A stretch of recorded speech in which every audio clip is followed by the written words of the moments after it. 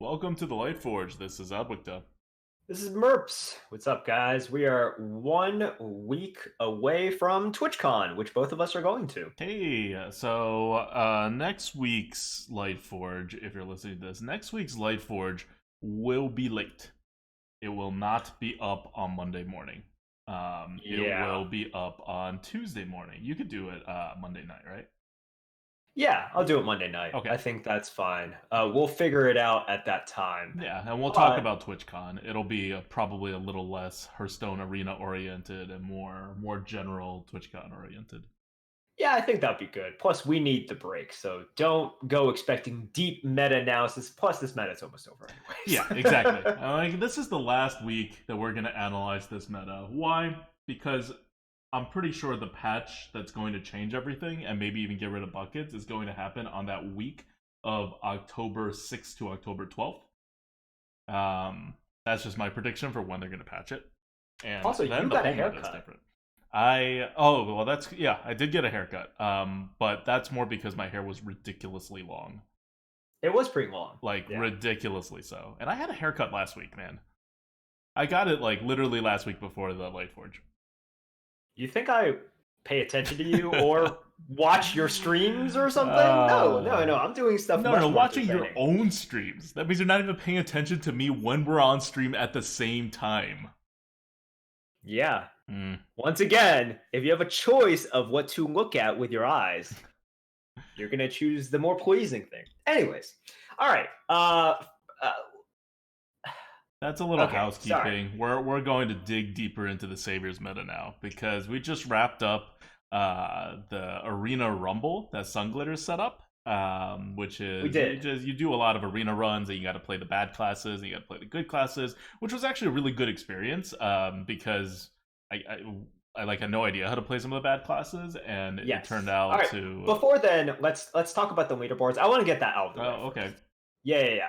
So, guys, as we have mentioned, for a few weeks, there was the missing leaderboards for June and July. And if you're thinking, wait, what? That July? Feels like 3 to 4 months ago. Yes, it does. And it was. But Blizzard was very, very late on it. And people were even asking if leaderboards were canceled, period. However, this past week, the leaderboards came out. So huge congratulations to the people that made it. The number one arena player for that Rise of Mechs meta, it really seems like we're throwing it back years and years. But Rise of Mechs meta is Hobbs with an 8.93 average. Clap, clap, clap, clap, clap. Congratulations to Hobbs. And rounding out the top 10 for NA is Chroma, Shade, Zaka, Fly High, Wasi, Asian characters, not the actual name, but Asian characters. Water Tommy, Tauriel, and Night Raven. And Boozer just missing the top 10 with number 11. Obviously, lots of familiar faces as well below that. We have Tachi at 15, Dreads at 16, Team America, Keldar, etc. And we have you on there as well. I'm on there. So if you don't know, I haven't tried for any of these metas, and I played probably a total of 40 runs over the course of Rise of Mechs. But I did better than in the normal Saviors meta. I think in the normal Saviors meta, I was number 60 something or 70 something. This time around, I'm in the high 30s. Yeah. And this is me playing. I mean, I guess I don't play the worst classes, but I do play pretty much I would play 6 out of the 9 classes at least, if not 7. Just kind of randomly when they come up, and without really going for it. So I'm pretty happy about that. Yep, exactly. So congratulations to everyone who tried really, really hard and who gunned for it, and now you actually get the reward. 2-month late leaderboards. The reward. However, the non-reward, the acknowledgement. All right, I know, the acknowledgement, the most basic form. Well, the sad thing is the EU leaderboards are not out yet, so we're only somewhat there. If you try harder to get on the EU leaderboards, that's still not out yet. We're crossing our fingers. We're hoping for the best, and I'm assuming they wouldn't just put it out for one region and not the other. So hopefully this week the EU leaderboards will be out as well. Cool. So yeah, so that's leaderboard news. And now we get to the tournament. No, sorry, not tournament. The event. I don't know what to call it. It's Rumble. the Arena Rumble. You played it, and you don't even know what it is. Well, anyways, guys, it was set up in a very nice way where I just had to play the arena, right? Like I normally. All you had to do. That's all you had to do. So for those of you guys who do not know, we spoke about it a little in last week's podcast, but this week was the Arena Rumble set up by Sunglitter, another Infinite streamer and active member of the Arena community. But she set it up because she wanted more involvement from the community. She sensed sort of people kind of drifting away from playing Arena. So she decided to set this up. And the rule was 9 runs. And if you got Warrior, Druid, or Shaman, you had to play that. And then for all the subsequent runs, if you haven't picked a class, you have to pick that as well. Those are like the basic rules. And best average after 9 runs wins the entire thing. You get 40 gift subs and you get a specialized emote. And we were a part of this, as was, I believe, 100 other competitors. There were tons of people. And this is a very different tournament than what we've had before in Twitch Rivals, because anyone can enter. You don't have to be someone who is invited or ask another streamer to join their team. If you have access to a webcam, you could, and as long as you can stream it to prove that these runs are yours and you did them, you can enter. So it really did get a lot of community involvement. And yeah, that's it. That's the setup for it. All right, ADWCTA, talk about it. What happened? What happened? So, I mean, it was really fun. Like just the degree of community involvement and playing. So one of the rules is that you have to play Shaman, Druid, and Warrior once if it comes up. And that was actually like, I didn't like it at first. I was like, let's just play whatever classes we want to play, right? Like that.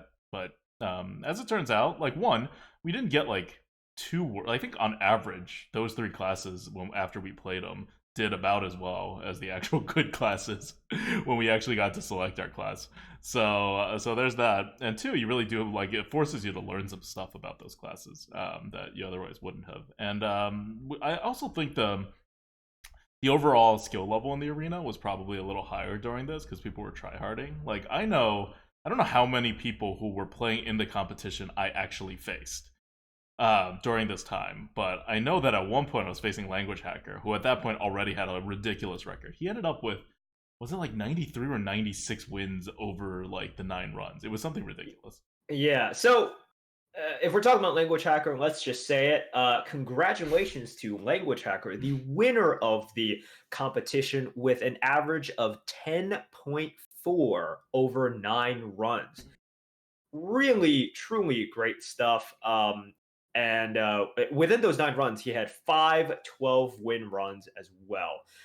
So, I mean, that's just pretty insane. If you guys remember the 110 challenge, and how everyone was gunning for that 10-win average. Well, Language Hacker just came in and stomped everyone. So congrats to him. He is getting those gift subs.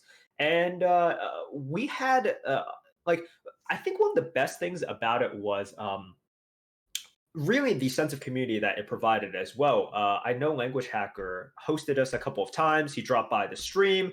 I dropped by a lot of streams and was lurking around as well. I wanted to see how everyone was doing. I was checking the spreadsheet that Sunglitter provided in her Discord. So it really did feel like something official. It wasn't just something that was haphazardly put together and was like, oh, okay, like take it or leave it kind of thing. It got me super involved, and it seemed like a lot of the participants really tried as well.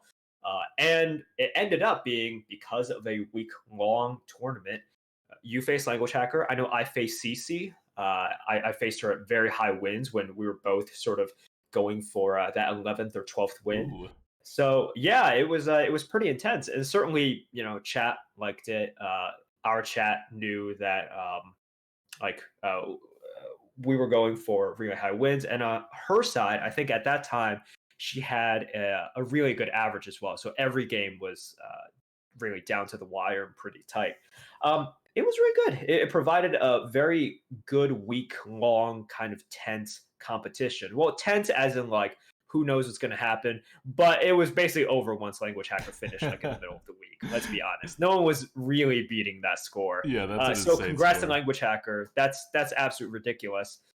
You guys might know Language Hacker as mostly a constructed player, but I actually asked him on stream when he came to the chat. He has played a lot of Arena as well, which we've seen from people like Shtanu Dachi, who you guys may know as a constructed player, but has also played a ton of Arena, and just plays a lot of Hearthstone in general.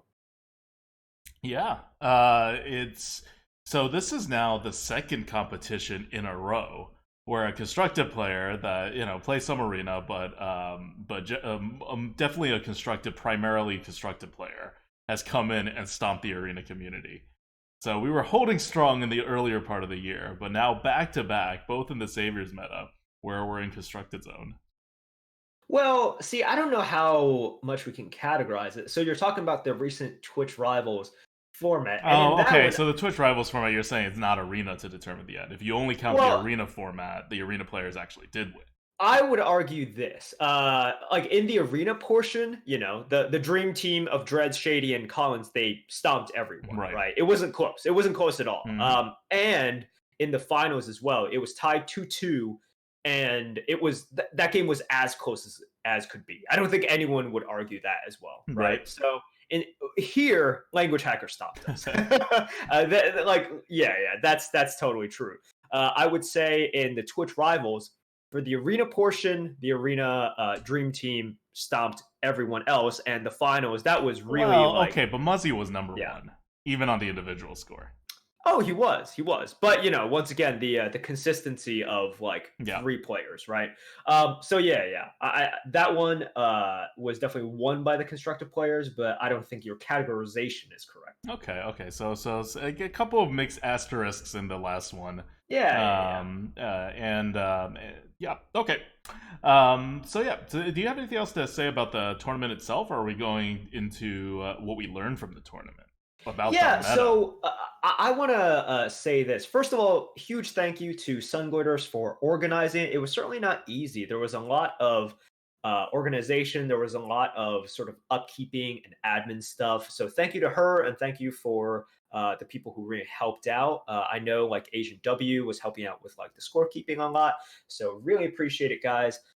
And if you guys aren't aware, whether you participated or were just following up with it, Sunglitters is asking for feedback because I know that she would like to do something like this again. So if you have any feedback about what you liked, what you didn't like, what you want to see regarding any factor of the tournament, you guys can tweet at her or just show up on her stream and tell her.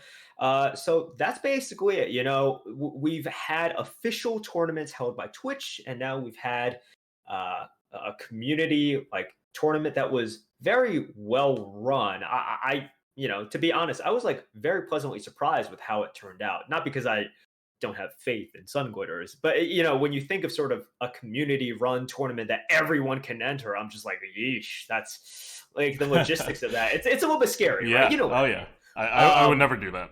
I would give up before it started and just be like, okay, that's not doable. We're done. Let's do something a little more manageable. But because you are actually opening up to everyone. If you know the universe ahead of time, at least you're like, okay, this is what I have to deal with. But if you're opening up to everyone, that's why when I first saw it, I'm like, I was like, okay, I'm definitely entering, because if this is the Arena community, I definitely want to support it. But I'm like, yeesh, good luck with it. And it was run super well. The scores were updated consistently. It's funny, for a week-long event in which there are a bazillion competitors entering and leaving, the live updates were really good. Much better than Twitch Rivals. So if you guys are interested, and if you guys have any thoughts at all, let her know, because I know she wants to do this again, and I think we would all appreciate another event like this. And we didn't mention it because we were nowhere close to winning, but if you're wondering how we did, because we entered as a team. I did 6 runs, Merps did 3 runs, and we ended up with like 7.9 wins per run. 7.9. 7.9. Not yet 8. I averaged 10 wins. You averaged a high amount of wins. I got 2 3-win runs there, one with Warlock and one with Paladin that destroyed it. Other than that, I had what? I had a 12-win Shaman, which I'll talk about in a bit, 9-win and 8-win Hunters, 6-win Warrior, and yeah. So it was pretty good, but it's like I don't think I get 3 wins that often, and it was some ridiculous losses, but that was a sad thing. Still, even if we did well, we weren't close to being able to win the thing. But 7.9 is pretty good. If in the beginning of the tournament you said, "Hey, you guys have to play Warrior once, you have to play Druid once, you have to play Shaman once. The rest you could do whatever," and you say you're gonna get 7.9 wins per run, I'd be like, okay, that's fair. That's fair, yeah. So I don't think we underperformed or overperformed as a group. I'm not embarrassed by our score, but I'm also going to say that ADWCTA held me back significantly. So that's... Maybe if you had done more runs, ADWCTA would not have held you back significantly. Oh, no. I needed to let you, give you a chance to shine. I needed to give you those shots. All right, this is like, back on the Thunder when it's like Kevin Durant would let Russell Westbrook take those shots, even though it's like ill-advised, because KD should take all the shots. Anyways, we'll go away from this. No, let's talk about some lessons learned, because I think for this week, I played a lot, and I even consulted some people like Dr. Stein, and I think I've learned a lot about the meta, and I definitely want to talk about some of our runs, share some specific knowledge about the meta, but also just general knowledge that I've gained. Do you want to go first, or should I? Yeah, I want to go first in honor of Sunglitter's hosting the tournament, because I want to talk about Sunglitter's favorite class. Sunglitters is also probably the only good arena player who has this class as her favorite class, and that's Shaman. She's very vocal about this. I still don't understand why she likes all that RNG and the weirdness that is Shaman. But she digs it, and I think that's one of the reasons behind her rule, which is you have to play Shaman, Warrior, and Druid, the 3 worst classes, the 3 well-established worst classes in the meta right now. And so we did a Shaman Arena Coup last week. I don't know what it did. It went like 3 wins, maybe 2 wins, maybe 4 wins. I don't know. It was bad. It was bad. We didn't expect it to do good, and that's usually the case with Shaman in this meta. So I approached Shaman with an entirely different mindset than I did. Okay, so I did every one of my runs using my normal method, with the exception of 2 runs. One is this Shaman, which went 12, and one was the Warlock afterward, which went 3. The Warlock afterwards, I did because the Shaman went 12, and I'm like, maybe I don't know what the hell I'm talking about, and I'm just going to do the same thing, even with a class that I know how to play. And that did not work out well. So, maybe I do know something about how to draft for this meta, but I definitely don't for Shaman, and I knew that. So I just went down HS replay, and anytime there was more than like a 0.5% win rate difference, unless I had like a ridiculous like deck-based justification for something, like, hey, look, we really need a 2-drop. Like, this is not about how good the card is. This is how this deck is going right now. Or towards the end, I'm like, well, this deck is super aggressive. I'm going to take a second Bloodlust over the more high win rate cards. And otherwise, I just went down HS replay win rates, which is the win rates for like 4.5 win per run players on Shamans. And I went with it, and it worked. And one thing that it kept pushing me to do repeatedly is draft low. Like, we're talking lots of 2-drops. All the 2-drops are really highly rated, and stay away from board clears. Like, I ended up taking a Lightning Storm just because I felt really bad going with the other options, but that Lightning Storm did not perform as well as I thought it would perform, because it was just like the one Lightning Storm in my deck. I'm like, this has to like find good uses somewhere, and it was okay, but I wouldn't have missed it, right, if I took the actual higher win rate option. So overall, the strategy was just kind of dump a bunch of creatures onto the board, use your Stormforge Axes to establish control, and then double Bloodlust, right? Pretty simple, pretty basic Shaman strategy from back in Classic. Nothing terribly fancy, and it worked. There were some games that were kind of coming to the edge, but overall, it wasn't that much of an issue. we just got 12. We flew through it, right? We like ended Language Hacker's I think that was his last run. That was his like 9th run. But maybe it was earlier, but we definitely ended that particular run. So if not for us, he could have gotten an even higher score. Because we ended it at like 8 wins or something. And he came into the channel afterwards and he was like, "Oh man, that was such a good game." I was like, "Yes, that was back and forth." And we had a ridiculous deck, and his deck was not as good. Although we were both lucky at different times. But anyway, so overall, like just based off of one draft, I will say if you can get that kind of draft to come together with like 2 Bloodlusts, which provides a lot of consistency, it works. And we kept struggling, right? Yesterday we talked about it. Throughout the Arena Coop we talked about, like, how do you make Shaman work? We knew you couldn't go control because they're all bucketed really high, but what do you do with, like, how do you go aggro or mid-range or what? And I don't have a better answer right now than get offered 2 Bloodlusts and take both of them, but for a class like Shaman, I think that has such low win rate, you have to draft in a way now that opens yourself up to this possibility. So if you don't end up with 2 Bloodlusts, your deck is probably not super screwed, right? And if you do, you end up with like a really good thing going. Yep. All right, cool. So it's interesting that we're actually talking about, it's like, oh, lessons learned from Shaman, which we would have never been able to talk about had we not really played this tournament. Lessons learned from Shaman in the Arena Coop is don't totally screw over your curve.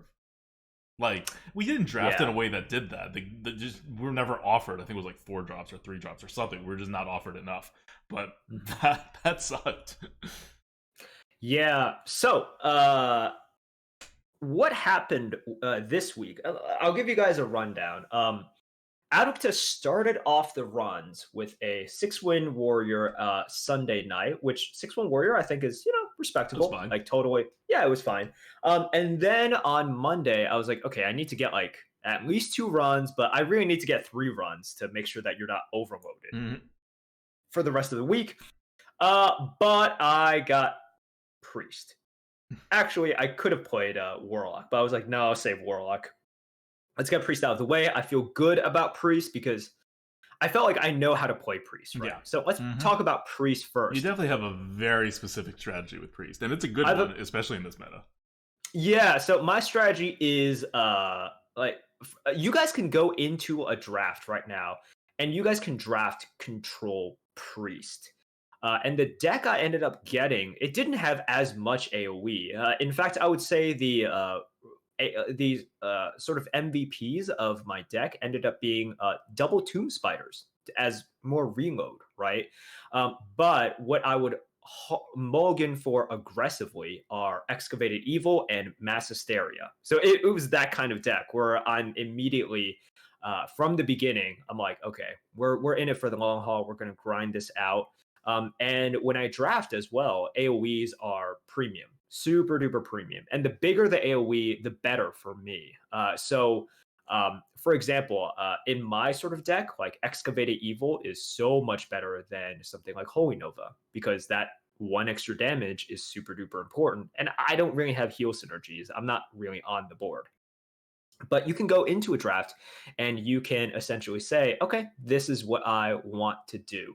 So I draft Excavated Evil, Plague of Death, and Mass Hysteria super high. I don't draft Shadow Word Pain and Shadow Word Death too high. I find them a little bit inflexible, and if I'm just AoE clearing anyways, sure.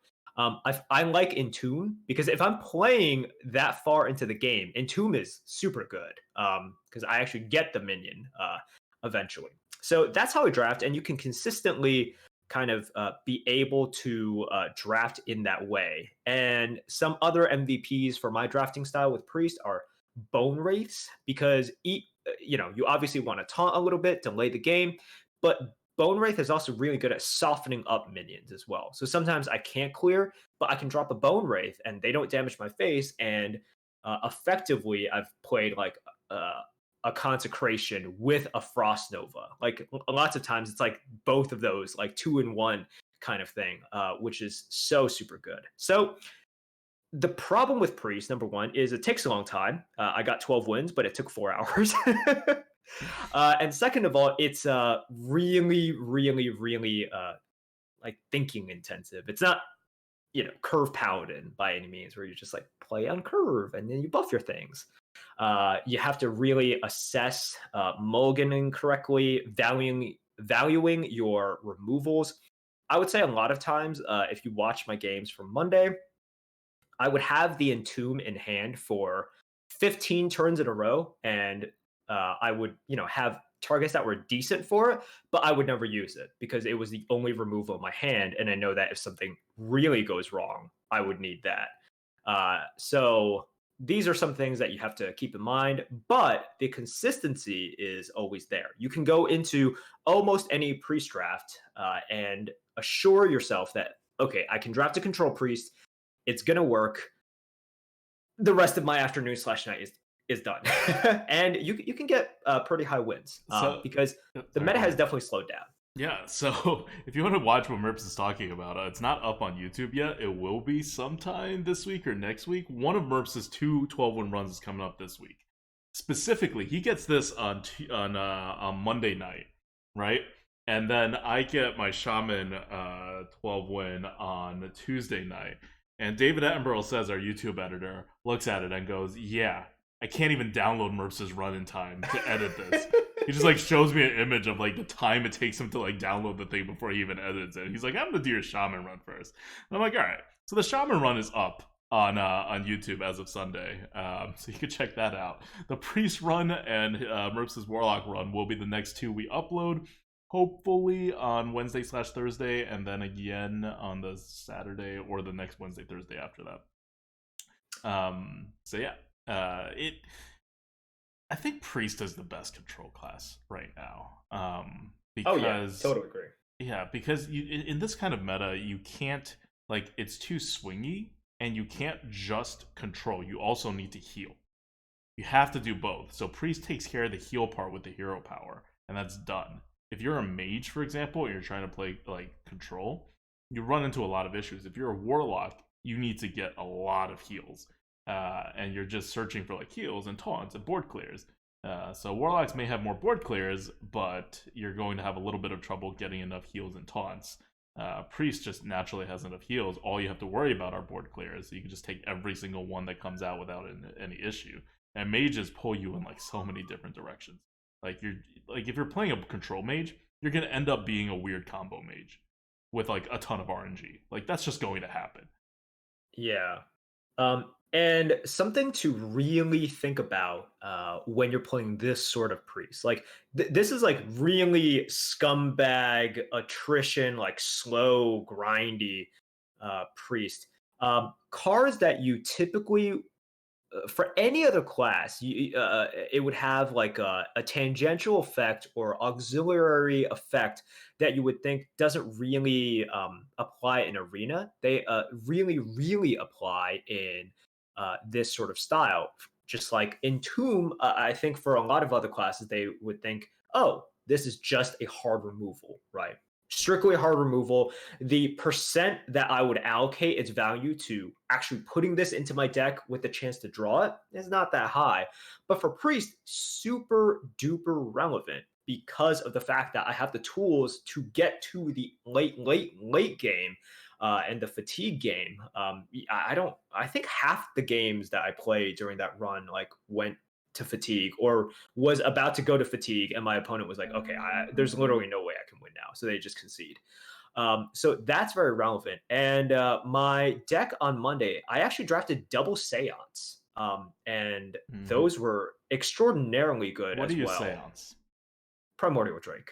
I had one in my deck. But sometimes it's just a worm, right? Like just a worm. You drop a worm, they don't remove it. I Seance the worm, and it's kind of over. Assuming that my HP is not too low, which I have the tools to make sure it's not too low. So that's what I always do. Or sometimes, like, I know there was one game I was in a little bit of trouble. So the mage dropped an Ethereal Conjurer, and I was like, I need another spell. So I would just Seance that thing. And sometimes a more expensive Ethereal Conjurer is exactly what you need. So a more expensive minion that you really, really, really need is also good. And because I'm playing for the super duper late game, paying 2 more mana to get something that I really, really, really want is totally fair. So this kind of stuff that for a lot of other decks is either not relevant or too expensive, or it just doesn't really apply in a typical arena setting. For this scumbag attrition control priest, I'm just like, yeah, this works. Like Seance, totally worth it. For stuff that shuffles into the deck. For example, another great example, Excavated Evil. One of the reasons why it's so freaking good is that not only do I get a huge clear for 5 mana, I shuffle an Excavated Evil into their deck, and that's a bad card for them. Like, I never mind them drawing an Excavated Evil against me because that's not really threatening for me. I'm just removing stuff until I can play big things. And then if they want to Excavated Evil, that's cool. That's spending a lot of their mana doing something that I am totally fine with, and 99% of the time doesn't screw me over. So these are factors that when you typically think of arena games, you're like, it doesn't really matter. But when you do this sort of priest, it all adds up, and you can really see it in this style. Yep. Okay. Yeah, so that's priest. So we did shaman, we did priest. Let me talk about hunter now. I did 2 hunter runs, 9 wins, 8 wins. I tried to steal it from Merps by starting the hunter run on Tuesday night. I got at the very end. I didn't even finish. I got like 4-0 and I stopped. But it blocked him from picking hunter later. And then at the very end, close to the very end, I had offerings in which it was all duplicates, and so I got to pick hunter again. So I ended up doing 2 hunters. And they were very different. One was more mid-rangey, almost like a little bit slow. I won on card advantage like half the time. And the other one was more aggressive. I needed to push face. And the one that won 8 wins, the second one, the one that was more aggressive, it was 8-0, and then it was 8-3. And the last 2 games, I lost by 1 damage to the face each. One was due to a misplay. From like 4 turns before the end, but still. Misplays matter? Oh, like sometimes, I guess. I don't know. I think that was an anomaly. But yeah. So the margins are very slim in when you go a little more aggressive. And it wasn't like a Merps Hunter level of aggressiveness, but it was like no. It was like 3-1 drops, like 6-2 drops, that kind of, good normal aggressive hunter without too much like card draw. Whereas the other one was like late game mid rangey, right? You had a lot of the big beefy stuff. You had a lot of the stuff that does card draw and give card advantage for hunters. You have Hunter's Pack, like that kind of stuff. So yeah, I don't know what to say about like hunters besides like they're really good. Your drafts like almost never bust. They like, whether you're going fast or a little slow, it all kind of works. Your secrets are even decent. You never have problems drafting curve because as hunter, you have like good cards in all of your curve slots. You have decent combos that like, you just kind of fall into. There's plentiful beasts. Yeah. It's terrible against priest. It's just absolutely horrible against priest. And pretty bad against warrior, but warriors are kind of bad right now, so you can just kind of get by being a lot better than them. But I do think I remain convinced that the HS replay like position of hunters, which is like 3rd or 4th, is not correct. I think hunter's still like number 1 right now, or like arguably number 1, right? Wait, I think what? Oh, in the HS replay stats right now, is hunter number 1? No. Hunter's like 1, right? 4. Yeah, Hunter's 4, but I think Hunter's actually number 1. Like, I think Hunter may actually be the best, or like 1B, right? It's in the top tier. Oh, so what you're saying is you consider them? Yeah, like, I consider them in the top tier, whatever the top tier is, right? Like with Warlock, okay, I would say they're better than Mage and because right now Mage and Warlock are essentially tied. The difference is 0.1%. Okay.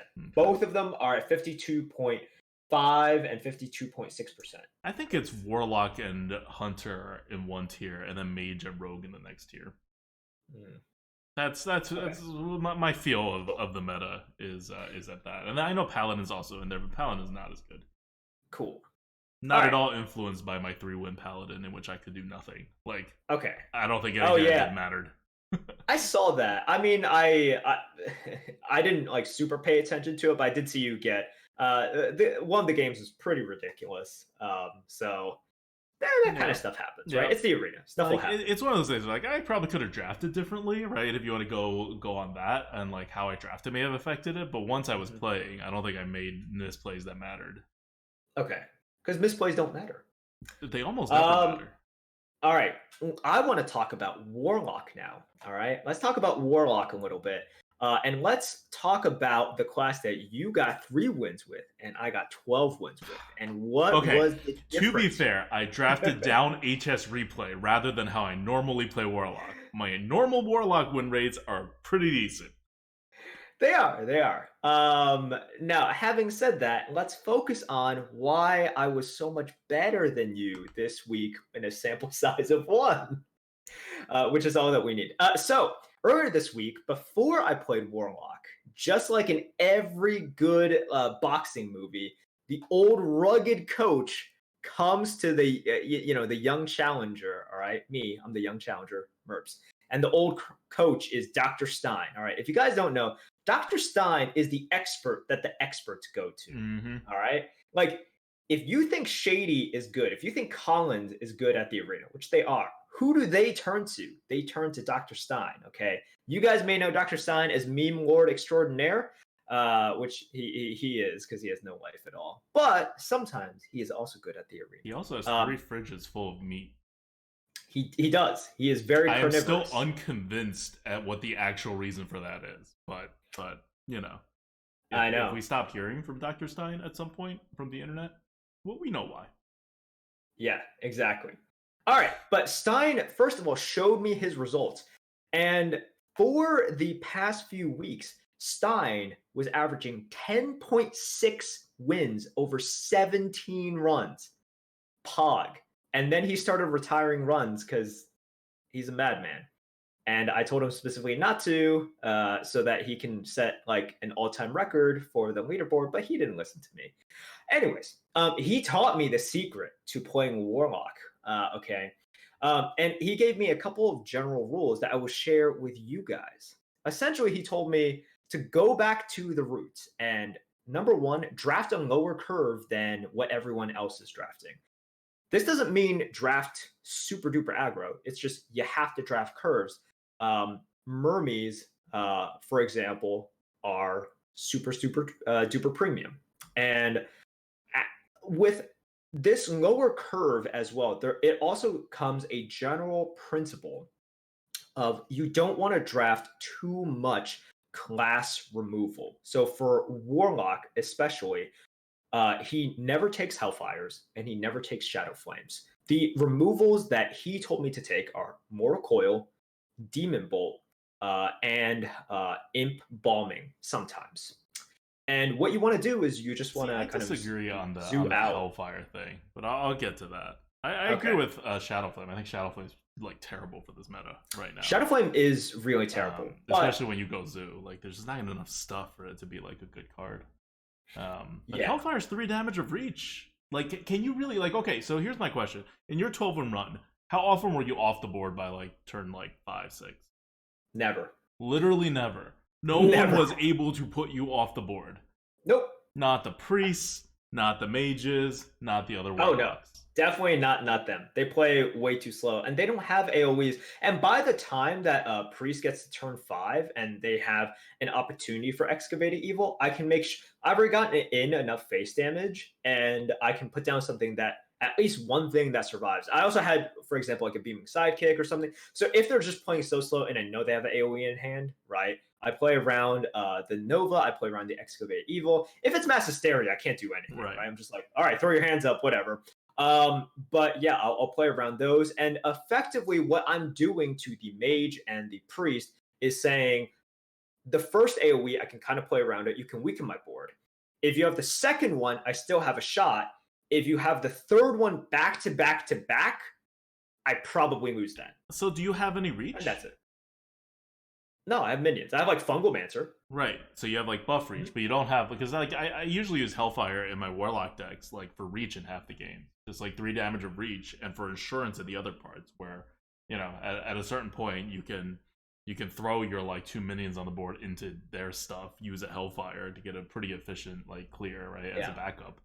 And also, as your opponents could be aggro too, and could successfully get on the board better than you. And then what do, right? They could do some sick combos. They could not. I have. I mean, how many 1-drops does you have? Ooh, quite a lot. I draft all the mermaids, draft fireflies. Flame Imp is an always pick, like always pick. And then after that, I get Tar Creepers as well. Like Tar Creepers are like your zoo. You're not specifically aggro, but you are zoo, right? So tempo. But how many 1-drops? Like you have 6? Yeah, I think I ended up with like 6. Are you counting Beaming Sidekick? Yeah, why not? You play it as a 1 in an emergency. Just count it, 6. Count it as something. Okay, so like 6. Okay. Yeah. So like I'm going to get one. You know what I mean? And then you have 6 2-drops. I had quite a few. Yeah, quite a few. At least 6 2-drops. I can't tell you exactly. Right, but enough to like be on curve, even not including the 1-drops. Yeah, enough to be on curve. Okay. Because as you said before as well, like I don't even have to aim for 2-drops. You just sort of get a decent amount of them, right? And then like some cards, for example, like Indra Tolvir, you just kind of fall into taking it, and then I'll pick up like a Quicksand Elemental. I'm like, oh, okay, this is just a decent card, especially if I'm on the board. So I'll take that. And it really did work out. I had the same sort of reservations as you. I'm like, wait, what if I'm not on the board? But that just didn't happen. I was like, wow, people play really slow. People really can't respond. And as long as I play kind of smart and I'm not just like going all in versus the opponent's Hellfire, I'm not going all in versus the opponent's Excavated Evil. And also, Mage can't do much in the early game. So if you're facing Mage, I'm just like, okay, well, I have at least until turn 6 in which you can play Blizzard into another AoE, right? So that's another one of those things. Or I had a mage, I think Dragon's Fury, but mages have some pretty small spells in their deck right now as well. So that's not like a super consistent way to board clear. Yeah, but it's not even board clears, right? Like if you have a control deck, you're drafting board clears and a bunch of Tar Creepers and like, whatever lone champs and what have you. And all of them stops zoo-ish aggro. Well, this is where the Demon Bolt comes in. This is where like yeah, but the Demon Bolt. When do you get to use your Demon Bolts? Like turn 4? No, I use them later. Right. Because I don't have to use them. Yeah. So later on you have your options, right? Because you have some removals, but when you get stopped earlier on, you just not care, hang out. Like I just hit the things. I don't know. They're not playing 10-10 taunts on turn 3. So you just go 2 for 1 into your opponent's taunts. Yeah, sometimes, and then I have a hero power if like I need. But here's the thing: I always curve out. I always use my mana every single turn. They don't, and just by doing that, I win a lot. Okay. Yeah. A lot, right? Yeah. Because if I am almost ensuring that I use up all my mana, and they are like very iffy. I think you'll agree. It's like very iffy whether someone will use up their mana during a turn, right? And even if they do, it's like, they're not playing Flame Imps and Tar Creepers and Shroom Brewers, with stuff on the board. They're playing like, 3 mana 3, like 3 mana 3/2s or 3 mana 2/3 sometimes. Right. So you do have like a pretty sizable advantage there. And yeah, I definitely see the like playing the run. I definitely saw. I was like, kind of the beauty behind it as well. It took me back to my roots a little bit, and I actually beat CC on the way as well.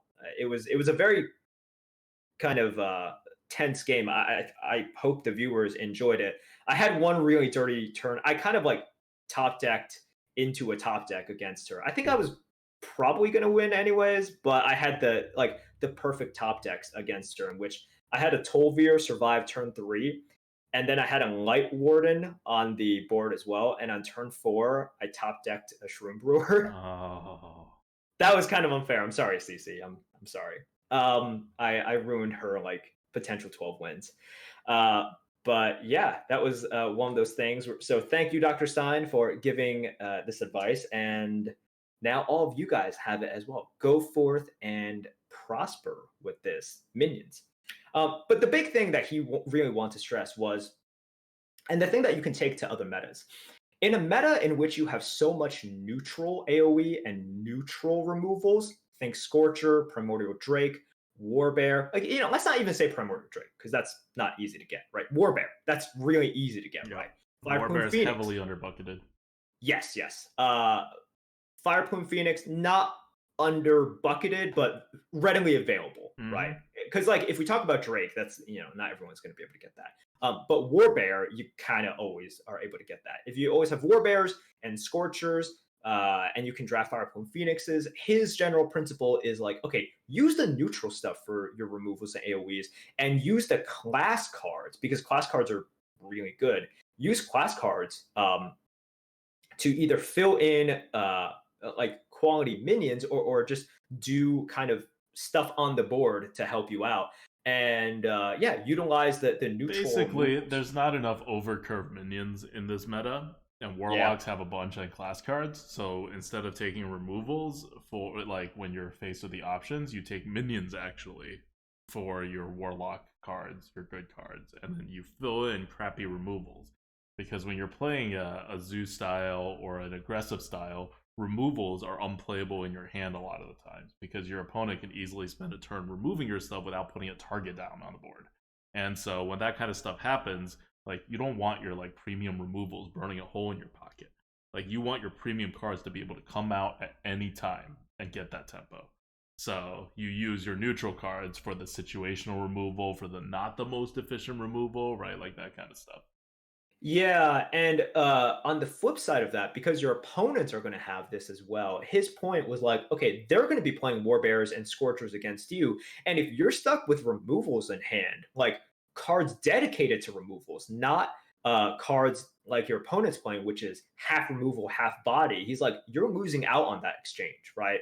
If you're forced to Siphon Soul a Scorcher or Siphon Soul kind of, the second half of a Warbear, he's like, you lost out on that exchange. So that's sort of the way that he sees it, and I think it's just good advice. If you Siphon Soul most things, you're gonna lose out on tempo. Yeah, that's the point of Siphon Soul. It's not sort of like the perfect example here, but like in a meta in which people are playing a lot of these, if not Scorchers and Primordial Drakes and Fire Plumes, then Argent Commander is the same idea, right? Removal plus a body.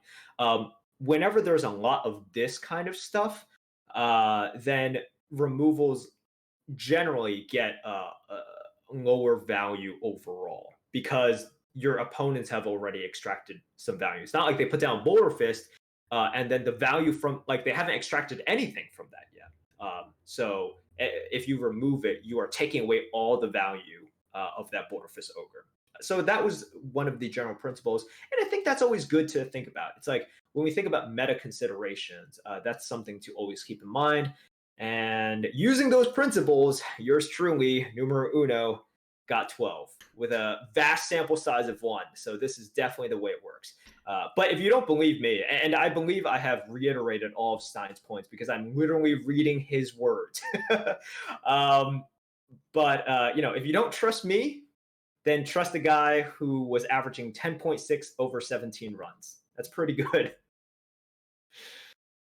All right.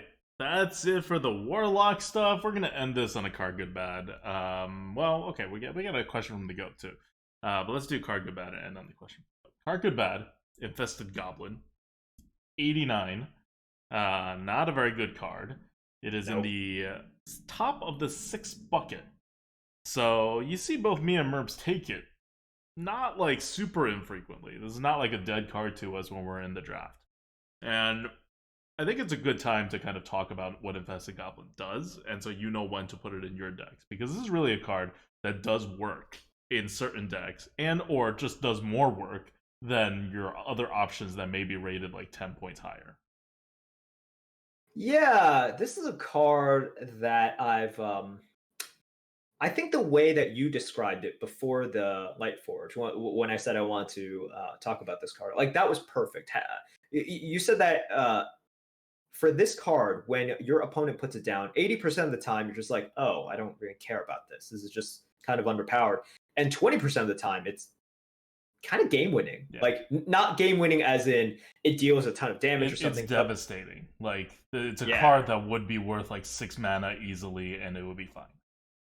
Yeah, it was just like an effect that really screws you over. And I totally agree. And I think for a card that you're picking in that bucket where you're taking some really bad choices here, that's kind of exactly the card that you want, right? You want these sort of high potential cards.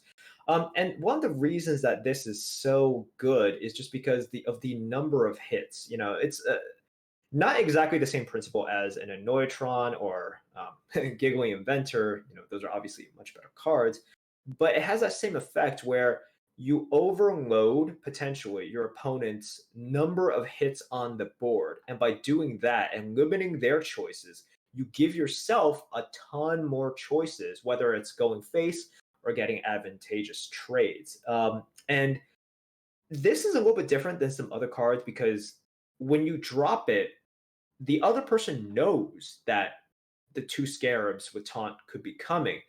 That doesn't really change the math though, because initially I thought that would impact the quality of this card a ton. I'm like, okay, it's coming. But once again, another principle that we should always remember, sometimes even if you know something is coming, what are you going to do about it? Yeah, this is the arena. You don't have answers. You can't put this the right is the answers arena in your deck. Yeah, so for example, lots of times I would Seance, right? My priest deck would double Seance. Sometimes I can't do Seance and then play it immediately. So I would Seance it. They would know I have it in my hand. But what are you going to do if I have another Primordial Drake in my hand, right? Kind of how do you really play around that? So the same principle holds here as well. Like knowing that they have really cheap ways to take away another one of your hits. And unless you just have that Scorcher in your hand, you're going to be really behind.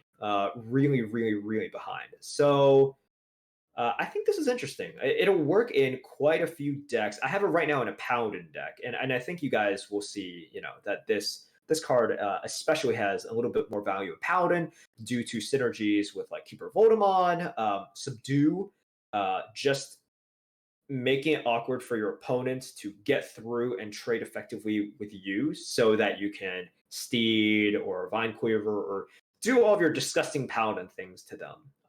It will definitely work with some decks, and it can win you the game sometimes. So yeah, think about it. So when you're drafting, don't take this over stuff like removal or under-bucketed cards. Don't take this over any card that is on curve that you may need in the future. So even if this is like pick number 3, take any curve card over this. If this is pick number like 26 and you have like 3 drops, take a 3-drop over it, obviously. But when you're done taking all this stuff, or if your like other options are crap, like let's say it's pick 15, you have 4 3-drops, and your options are crap card, 3-drop, or Infested Goblin. Take the Infested Goblin. Like, these are the drafting considerations. It's like, yeah, it's an 89. Your 3-drop may be a 105. But why do you need another 3-drop? You have a half draft left to go, right? You're probably going to be forced into taking other 3-drops that you don't necessarily want at much higher, like, EV, like, value differential. That's when you take an Infested Goblin. It's 89 scored. It's playable. You can use it in decks. And it's a high swing 89, which makes it better than, like, whatever middle of the road kind of 89. Like, I'm gonna try to find an example. Like, what else in neutral is like an 89, and you would find me picking it much less frequently. So we're looking for something that is like not a curve card, but also doesn't have very high swing, and it's just kind of more like in the middling, right?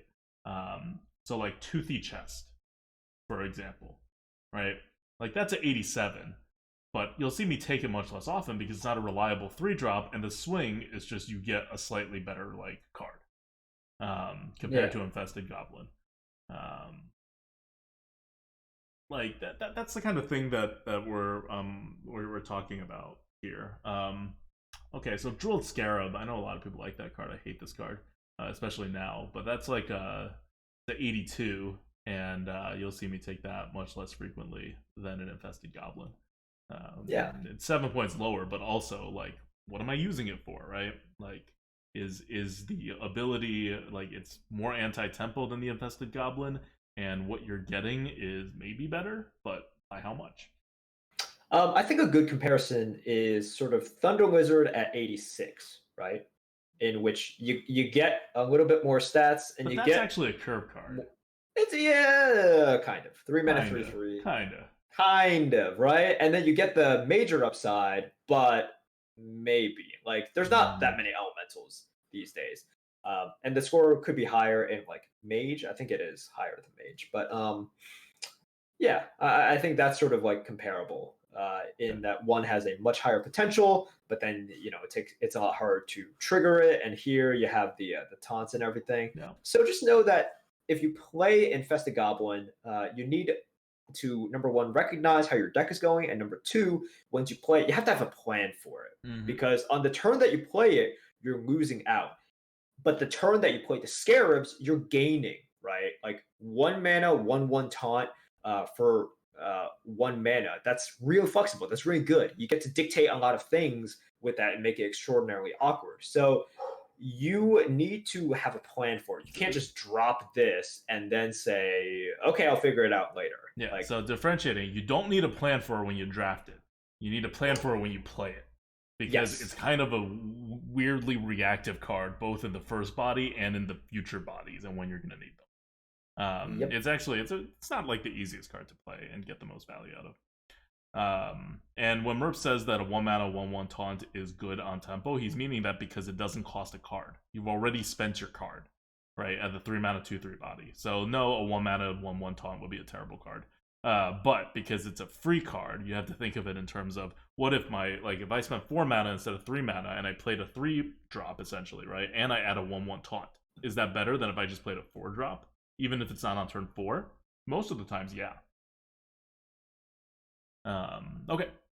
So that's it for Infested Goblin. And that's it for card good bad. So Infested Goblin basically not great, but could be useful and not bad.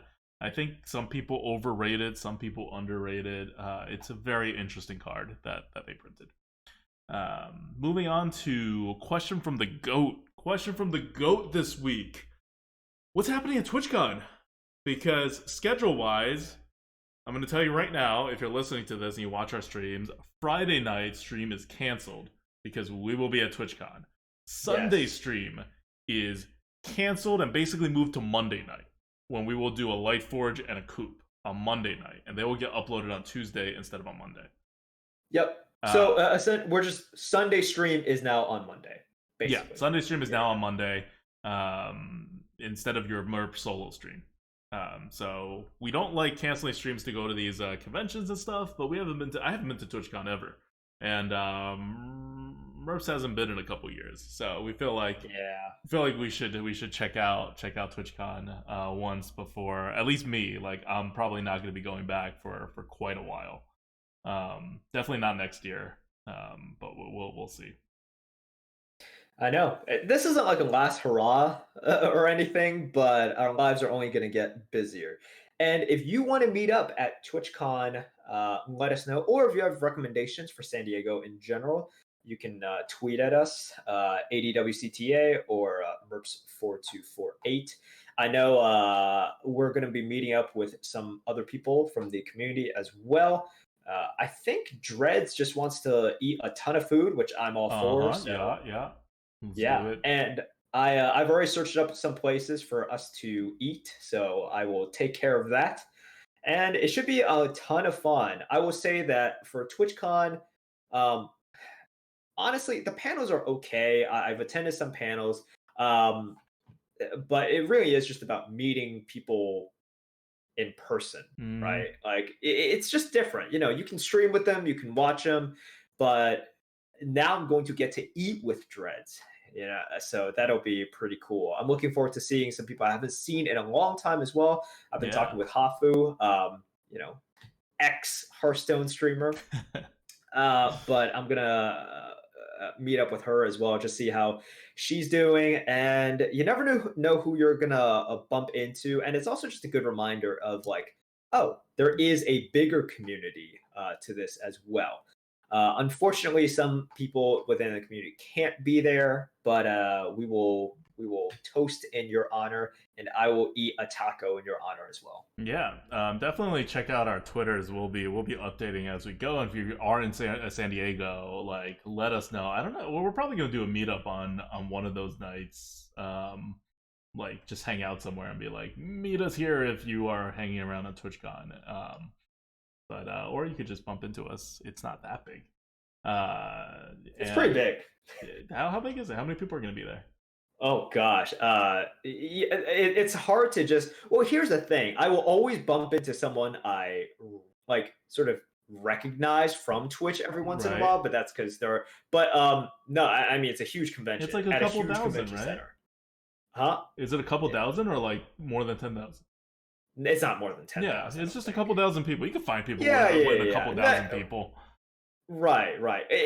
Basically, if you are searching for someone but don't coordinate, you're probably not going to find them. But if you just walk around, Post in chat says 10 to 15,000. Damn, I did not think it was that big. I didn't know it was that big as well. I'm guessing it's gotten bigger. But I remember at like the last one I went to, it's like I'll randomly see Firebat. I'll randomly see like Toast, and just you'll see people that you kind of just run into every once in a while. I'll see Hot Form. Hot Form is easy to find because he's always wearing a suit and a red tie. But yeah, you'll just see people like super duper randomly.